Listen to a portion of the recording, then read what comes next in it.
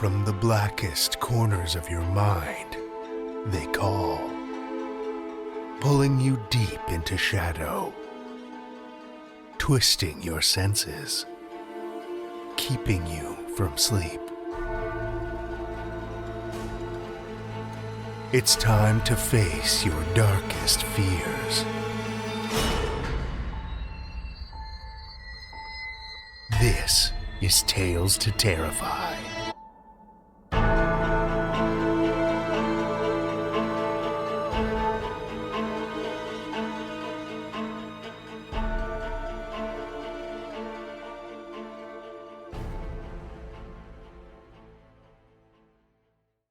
Good evening, children of the night, and welcome to episode 700.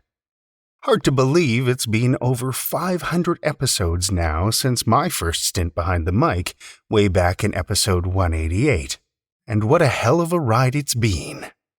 Thank you to our staff, writers, and narrators for crafting these monstrous tales and bringing them to life week after week.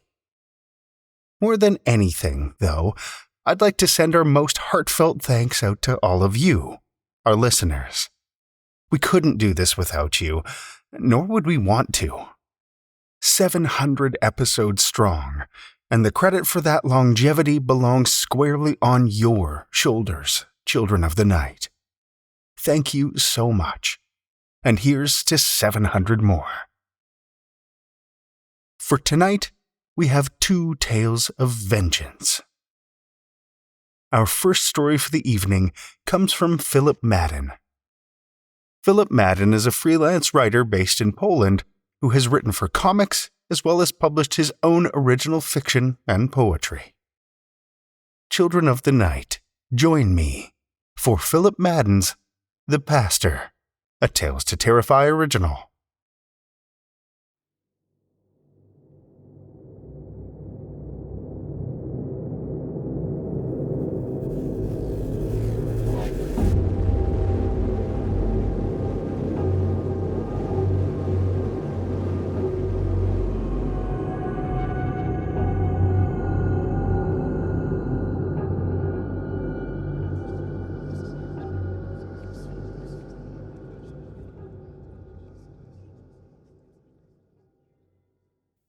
He appeared on the path just as the sun dipped over the horizon, the sky deepening to a bloody mauve.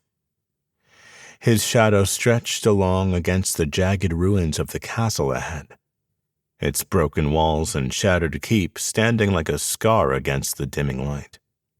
Above the craggy battlements, the crimson crest of the rising moon glowered, casting jagged shadows that seemed to reach for him with grasping hands.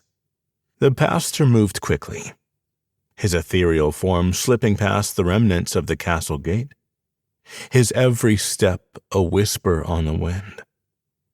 He sought the keep, its walls crumbling into darkness. A narrow gap near its base beckoned him, and he crawled through without hesitation.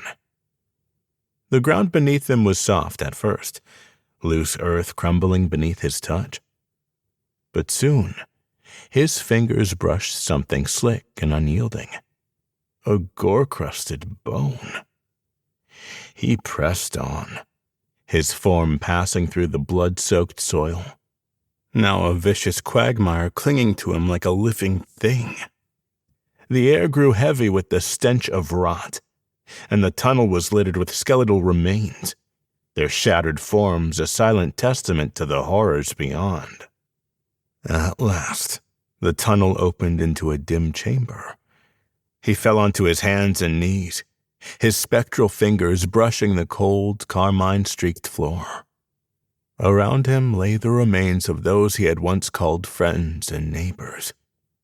Their bodies were twisted and broken, some reduced to dry, shriveled husks, while others seemed unnervingly fresh. A girl, no older than 16, sprawled at his feet, her face plump and flushed as though caught mid-breath. The pastor tore his gaze away, fixing his eyes on the centerpiece of the crypt. In the center of the chamber sat a coffin, its surface as black as a winter night. Around it, like obedient sentinels, lay 3 smaller coffins, their lids cracked and splintered. The air was heavy with silence, oppressive and unnatural. Then, with a dull grating sound, the largest coffin began to stir. The lid slid open, scraping like iron dragged across stone. A figure emerged. Its gaunt face gleamed with a silvery pallor, its claret-red eyes burning with malice. Ancient and skeletal, the thing radiated a palpable evil, the stench of decay clinging to it like a second skin. Its burning gaze locked on the pastor, its lips curling back to reveal fangs slick with gleaming crimson. "Ghost," it hissed, its voice a guttural snarl. "A wraith without form or purpose. Why do you trespass in my domain?" Around the chamber, the lids of the smaller coffins groaned open. Long, white fingers emerged, clawing at the edges. One by one, 3 pale figures sat up, their faces twisted caricatures of the young women they had once been. Their red eyes fixed on the pastor, glistening with disdain and hunger. The pastor rose to his feet. His form, translucent and faintly luminous, held firm under their scrutiny. "I was the pastor of the village above," he began, his voice steady. "I have crawled here through the remains of my flock. Men, women, and children, slaughtered for your pleasure."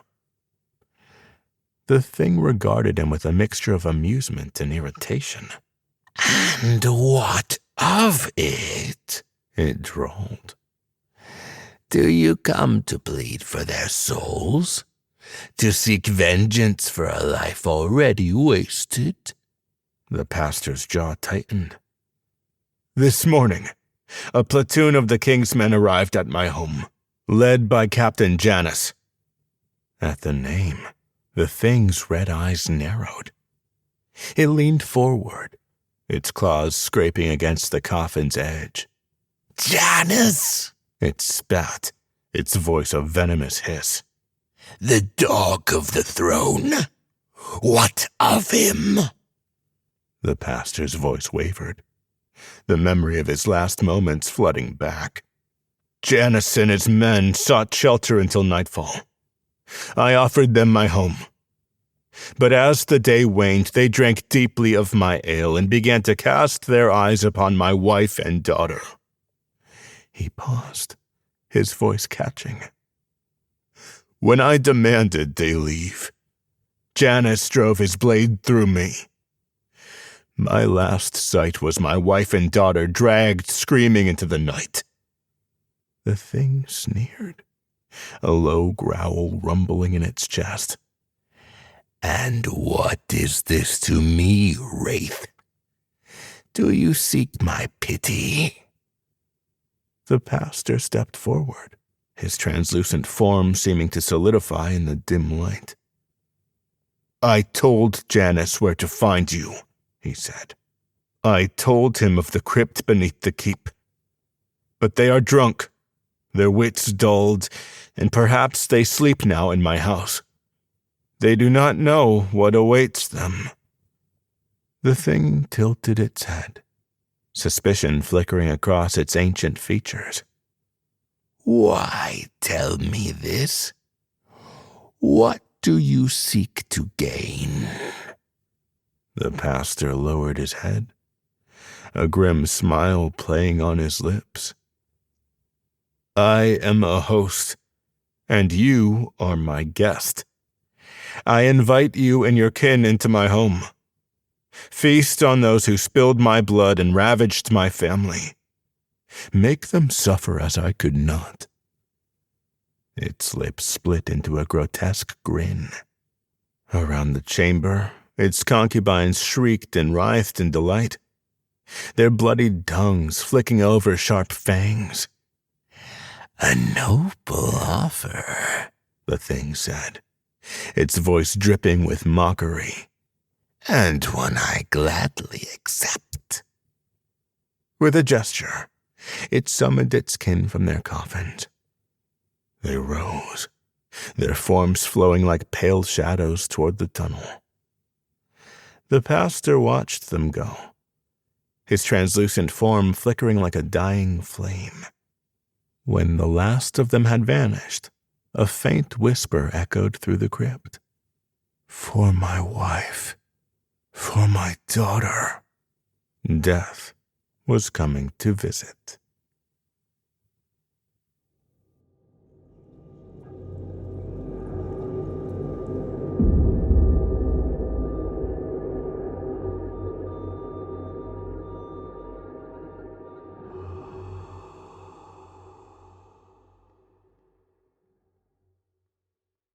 That was Philip Madden's The Pastor, as read by Curtis Michael Holland.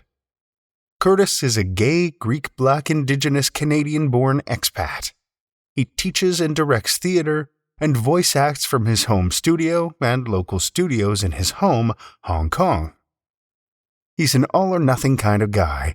You can either find him surrounded by a million of his closest friends or melting away in a sauna reading a scary book. Thank you, Curtis. Our second tale tonight is a classic from Mary Elizabeth Braddon. Mary Elizabeth Braddon was a prolific Victorian novelist whose work helped define the sensation novel, blending psychological intrigue with Gothic elements. Her most famous work, Lady Audley's Secret, became a literary phenomenon noted for its exploration of madness, identity, and crime within domestic settings. Braddon wrote over 80 novels in her lifetime and founded Belgravia, a popular literary magazine, establishing herself as both a successful author and editor. Her nuanced portrayals of morally ambiguous women and her command of suspense mark her as a significant precursor to modern horror and psychological fiction. Listen with me, children of the night, to Mary Elizabeth Braddon's The Cold Embrace, first published in the weekly magazine Welcome Guest, 1859.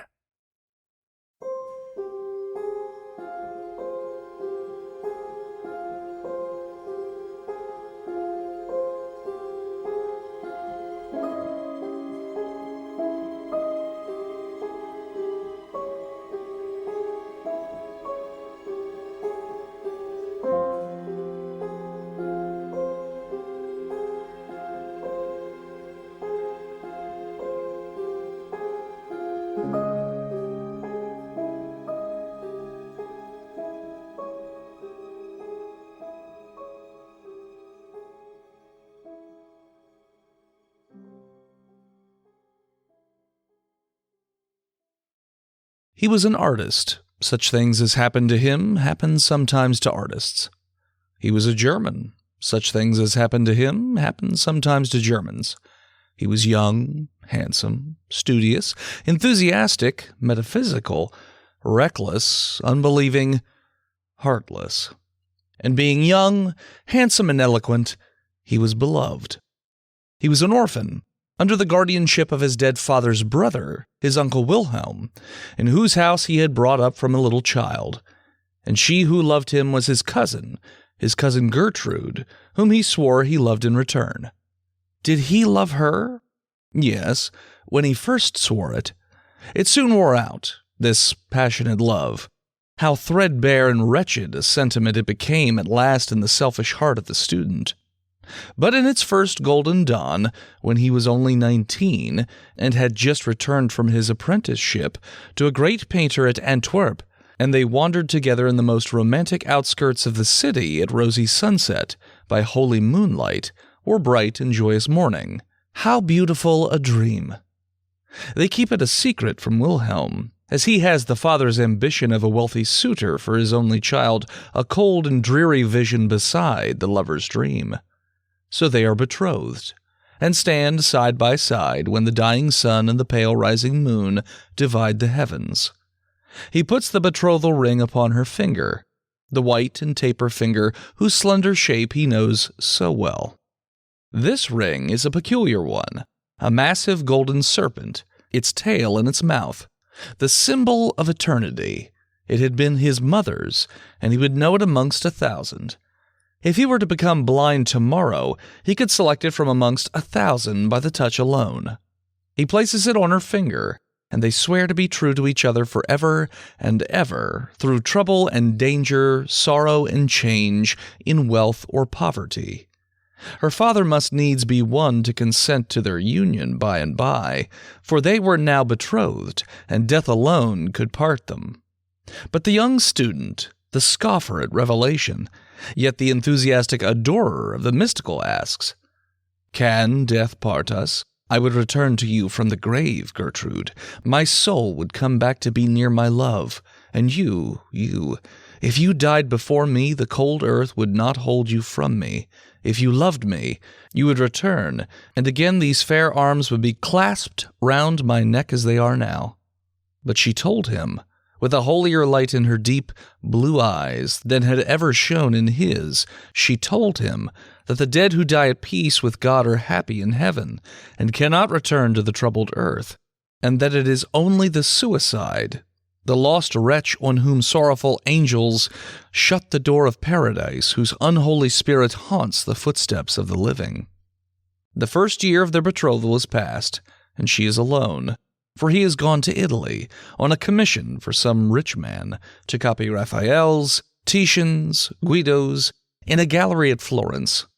He has gone to win fame, perhaps, but it is not the less bitter. He is gone. Of course her father misses his young nephew, who has been as a son to him, and he thinks his daughter's sadness no more than a cousin should feel for a cousin's absence. In the meantime, the weeks and months pass. The lover writes, often at first, then seldom. At last, not at all. How many excuses she invents for him. How many times she goes to the distant little post office to which he is to address his letters. How many times she hopes, only to be disappointed. How many times she despairs, only to hope again. But real despair comes at last and will not be put off any more. The rich suitor appears on the scene, and her father is determined. She is to marry at once. The wedding day is fixed, the 15th of June. The date seems burnt into her brain. The date, written in fire, dances forever before her eyes. The date, shrieked by the Furies, sounds continually in her ears. But there is time yet. It is the middle of May. There is time for a letter to reach him at Florence. There is time for him to come to Brunswick, to take her away and marry her, in spite of her father, in spite of the whole world. But the days and weeks fly by, and he does not write. He does not come. This is indeed despair which usurps her heart, and it will not be put away. It is the 14th of June. For the last time she goes to the little post office. For the last time she asks the old question, and they give her for the last time the dreary answer. No, no letter. For the last time, for tomorrow is the day appointed for her bridal. Her father will hear no entreaties. Her rich suitor will not listen to her prayers. They will not be put off a day, an hour. Tonight alone is hers, this night, which she may employ as she will. She takes another path than that which leads home. She hurries through some by-streets of the city, out onto a lonely bridge, where he and she had stood so often in the sunset, watching the rose-colored light glow, fade, and die upon the river. He returns from Florence. He had received her letter. That letter, blotted with tears, entreating, despairing. He had received it, but he loved her no longer. A young Florentine, who has sat to him for a model, had bewitched his fancy, that fancy which with him stood in place of a heart, and Gertrude had been half forgotten.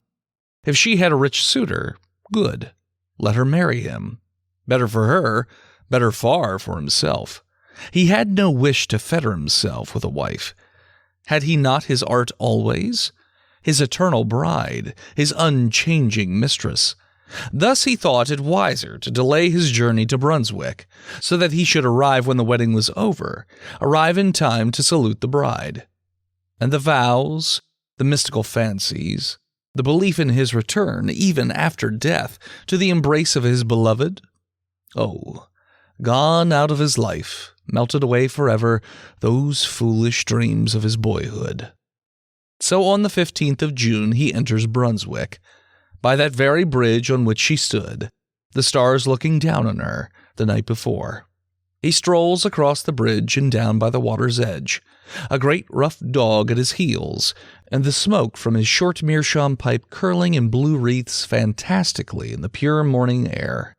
He has his sketchbook under his arm, and attracted now and then by some object that catches his artist's eye, stops to draw. A few weeds and pebbles on the river's brink, a crag on the opposite shore, a group of pollard willows in the distance. When he is done, he admires his drawing, shuts his sketchbook, empties the ashes from his pipe, refills from his tobacco pouch, sings the refrain of a gay drinking song, calls to his dog, smokes again, and walks on. Suddenly, he opens his sketchbook again. This time, that which attracts him is a group of figures. But what is it? It is not a funeral, for there are no mourners. It is not a funeral, but a corpse lying on a rough bier, covered with an old sail, carried between two bearers. It is not a funeral, for the bearers are fishermen in their everyday garb. About 100 yards from him they rest their burden on a bank. One stands at the head of the bier, the other throws himself down at the foot of it, and thus they form a perfect group. He walks back 2 or 3 paces, selects his point of sight, and begins to sketch a hurried outline. He has finished it before they move. He hears their voices, though he cannot hear their words, and wonders what they can be talking of. Presently he walks on and joins them. "You have a corpse there, my friends?" he says. "Yes. Corpse washed ashore an hour ago." "Drowned?" "Yes, drowned. A young girl, very handsome." "Suicides are always handsome," says the painter, and then he stands for a little while idly, smoking and meditating, looking at the sharp outline of the corpse and the stiff folds of the rough canvas covering. Life is such a golden holiday for him, young, ambitious, clever, that it seems as though sorrow and death could have no part in his destiny. At last he says that, as his poor suicide is so handsome, he should like to make a sketch of her. He gives the fishermen some money, and they offer to remove the sailcloth that covers her features. No, he will do it himself. He lifts the rough, coarse, wet canvas from her face. What face? The face that shone on the dreams of his foolish boyhood. The face which once was the light of his uncle's home, his cousin Gertrude, his betrothed. He sees, as in one glance, while he draws one breath, the rigid features, the marble arms, the hands crossed on the cold bosom, and, on the third finger of the left hand, the ring which had been his mother's, the golden serpent. The ring which, if he were to become blind, he could select from 1,000 others by the touch alone. But he is a genius and a metaphysician. Grief, true grief, is not for such as he. His first thought is flight. Flight anywhere out of that accursed city. Anywhere far from the brink of that hideous river. Anywhere away from remorse. Anywhere to forget. He is miles on the road that leads away from Brunswick before he knows that he has walked a step. It is only when his dog lies down panting at his feet that he feels how exhausted he himself, and sits down upon a bank to rest. How the landscape spins round and round before his dazzled eyes, while his morning sketch of the 2 fishermen and the canvas-covered bier glares redly at him out of the twilight. At last, after sitting a long time by the roadside, idly playing with his dog, idly smoking, idly lounging, looking as any idle, light-hearted traveling student might look, yet all the while acting over that morning's scene in his burning brain 100 times a minute, at last he grows a little more composed, and tries presently to think of himself as he is, apart from his cousin's suicide. Apart from that, he was no worse off than he was yesterday. His genius was not gone. The money he had earned at Florence still lined his pocketbook. He was his own master, free to go whither he would. And while he sits on the roadside trying to separate himself from the scene of that morning, trying to put away the image of the corpse covered with a damp canvas sail, trying to think of what he should do next, where he should go, to be farthest away from Brunswick and remorse, the old diligence comes rumbling and jingling along. He remembers it. It goes from Brunswick to Aix-la-Chapelle. He whistles to his dog, shouts to the postilion to stop, and springs into the coupé. During the whole evening, through the long night, though he does not once close his eyes, he never speaks a word, and when morning dawns and the other passengers awake and begin to talk to each other, he joins in the conversation. He tells them that he is an artist, that he is going to Cologne and to Antwerp to copy Rubens's, and the great picture by Quentin Matsys in the museum. He remembered afterwards that he talked and laughed boisterously, and that when he was talking and laughing loudest, a passenger, older and graver than the rest, opened the window near him and told him to put his head out. He remembered the fresh air blowing in his face, the singing of the birds in his ears, and the flat fields and roadside reeling before his eyes. He remembered this, and then falling in a lifeless heap on the floor of the diligence. It is a fever that keeps him for 6 long weeks on a bed at a hotel in Aix-la-Chapelle. He gets well, and accompanied by his dog, starts on foot for Cologne. By this time, he is his former self once more. Again, the blue smoke from his short meerschaum curls upwards in the morning air. Again, he sings some old university drinking song. Again, stops here and there, meditating and sketching. He is happy, and has forgotten his cousin. And so, on to Cologne. It is by the great cathedral he is standing, with his dog at his side. It is night. The bells have just chimed the hour, and the clocks are striking 11. The moonlight shines full upon the magnificent pile, over which the artist's eyes wanders, absorbed in the beauty of form. He is not thinking of his drowned cousin, for he has forgotten her and is happy. Suddenly something from behind him puts 2 cold arms round his neck and clasps its hands on his breast. And yet there is no one behind him, for on the flags bathed in the broad moonlight there are only 2 shadows, his own and his dog's. He turns quickly round. There is no one. Nothing to be seen in the broad square but himself and his dog, and though he feels, he cannot see the cold arms clasped round his neck. It is not ghostly, this embrace, for it is palpable to the touch. It cannot be real, for it is invisible. He tries to throw off the cold caress. He clasps the hands in his own to tear them asunder, and to cast them off his neck. He can feel the long, delicate fingers, cold and wet beneath his touch, and on the 3rd finger of the left hand he can feel the ring which was his mother's, the golden serpent. The ring which he has always said he would know among 1,000 by the touch alone. He knows it now. His dead cousin's cold arms are round his neck. His dead cousin's wet hands are clasped upon his breast. He asks himself if he is mad. "Up, Leo!" he shouts. "Up, up, boy!" And the Newfoundland leaps to his shoulders. The dog's paws are on the dead hands, and the animal utters a terrific howl and springs away from his master. The student stands in the moonlight, the dead arms round his neck, and the dog at a little distance moaning piteously. Presently a watchman, alarmed by the howling of the dog, comes into the square to see what is wrong. In a breath, the cold arms are gone. He takes the watchman home to the hotel with him and gives him money. In his gratitude, he could have given that man half his little fortune. Will it ever come to him again, this embrace of the dead? He tries never to be alone. He makes 100 acquaintances, and shares the chamber of another student. He starts up if he is left by himself in the public room at the inn where he is staying, and runs into the street. People notice his strange actions, and begin to think that he is mad. But, in spite of all, he is alone once more, for one night the public room being empty for a moment, when on some idle pretense he strolls into the street. The street is empty too, and for the 2nd time he feels the cold arms round his neck, and for the 2nd time, when he calls his dog, the animal slinks away from him with a piteous howl.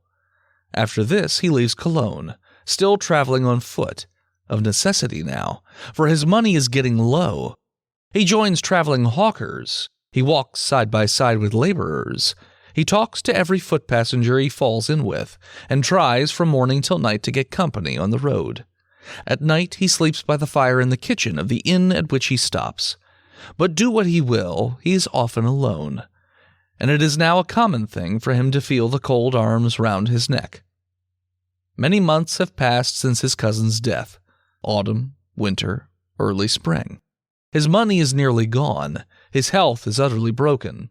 He is the shadow of his former self, and he is getting nearer to Paris. He will reach that city at the time of the carnival. To this he looks forward.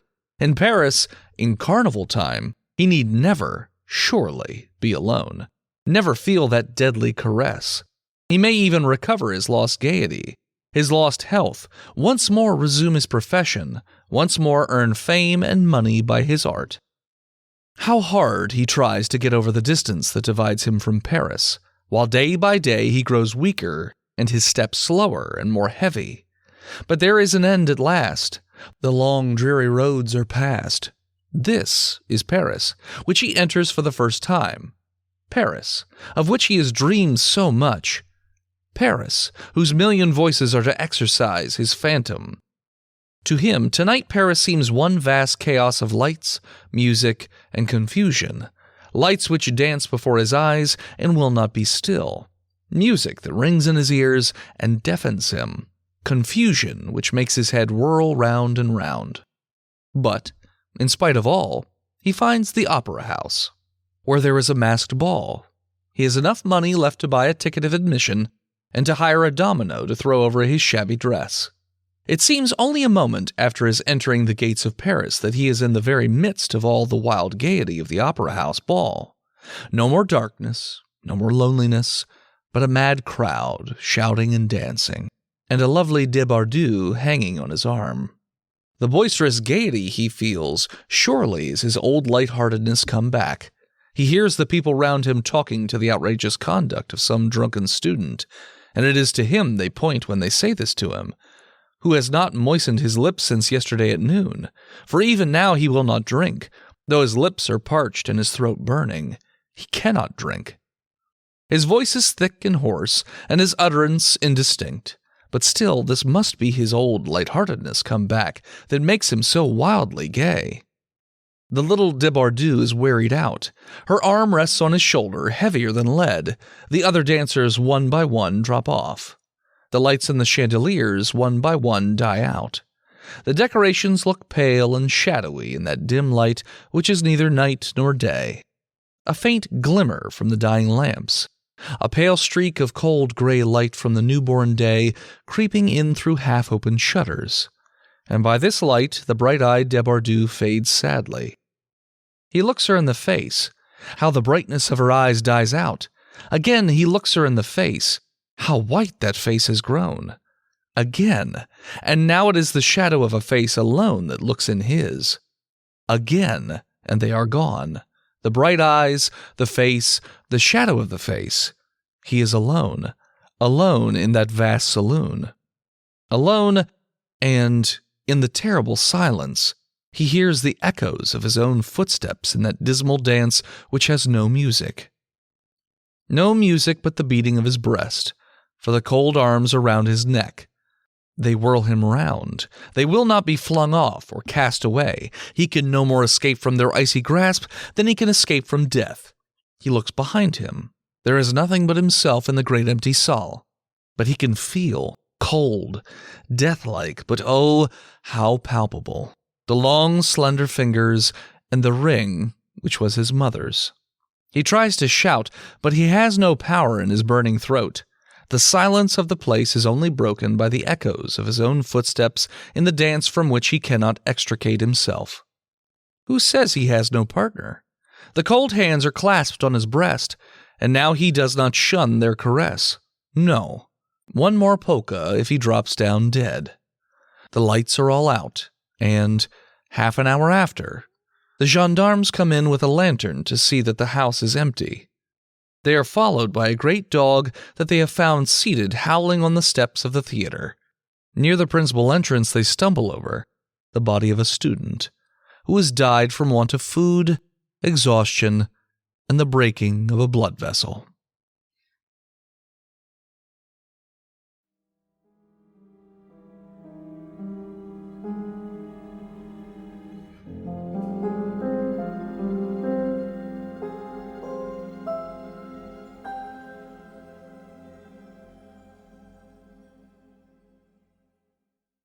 That was Mary Elizabeth Braddon's The Cold Embrace, as read by Dennis Robinson. Dennis Robinson is a fellow content creator from the haunted small town of Gettysburg, Pennsylvania. When he's not consulting by day, he's one of the creators behind the comedy podcast Botched, a D&D podcast. Found on all your podcatchers, it's not your average D&D podcast, as they focus more on banter, character interaction, and improv comedy rather than the rules. They even had an H.P. Lovecraft-themed campaign set in 1932 New York City. You can watch their show live or catch up over at twitch.tv/Botched Podcast. As well as being one of the creators behind Botched, Dennis is also the mastermind behind a graphic novel series about the world's first werewolf. A little mythology, a dash of folklore, and a sprinkling of history, he brings to you Lycan, Solomon's Odyssey. The first 3 chapters are available now, with Chapter 4 already in the works. You can find it now at hiveheadstudios.com or lycanbook.com. Make sure to check it out. And thank you, Dennis.